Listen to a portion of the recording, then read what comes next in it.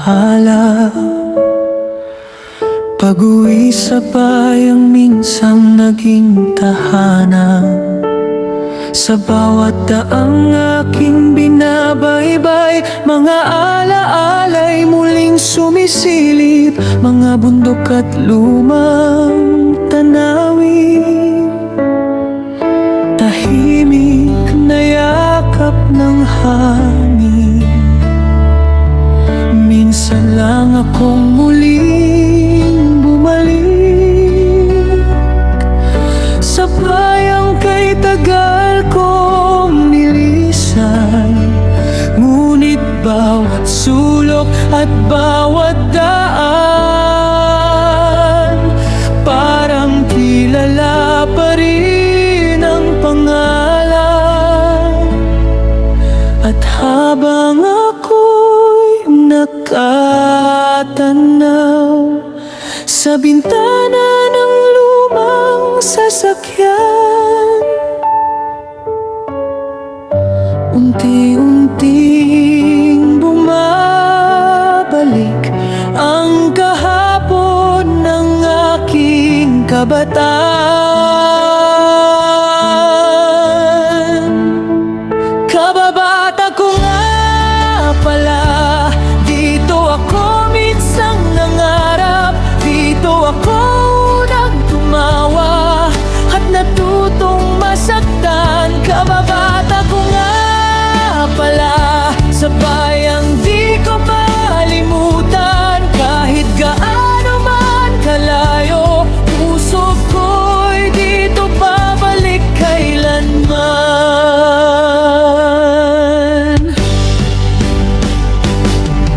May mga lugar nang nagbago, may mga mukhang di na nakita, may ilang pangalang nawala, kasabay ng paglipas ng panahon. Ngunit sa bawat malamig na hangin at bawat gabing tahimik lamang, naririnig ko pa rin minsan ang tawanan ng aming kabataan. At kahit marami nang nagiba, may mga alaala pa ring buhay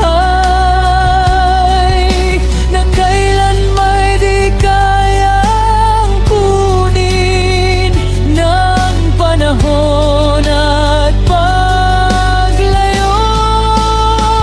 Kababata ko nga pala, dito ako minsang nangarap. Dito ako nang tumawa at natutong masaktan. Kababata ko nga pala, sa bayang di ko malimutan. Kahit gaano man kalayo, puso ko'y dito babalik kailanman.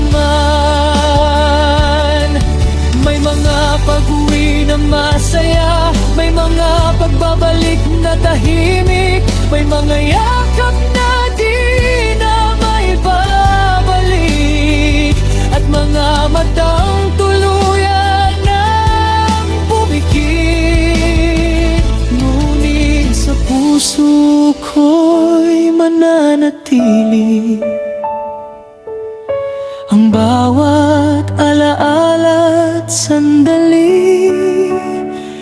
Dahil minsan sa buhay ko naging masaya ako rito.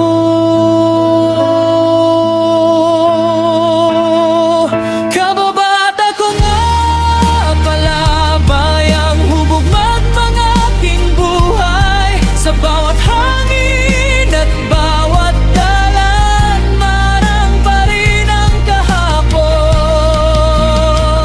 Kababata ko nga pala, at kahit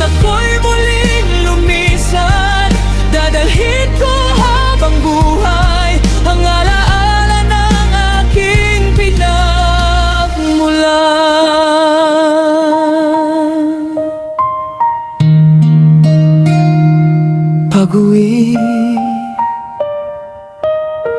Hindi lang pala lugar ang binabalikan, kundi ang mga bahagi ng sarili na minsang naiwan sa nakaraan. Kababata ko nga pala sa bayan ng Lukban.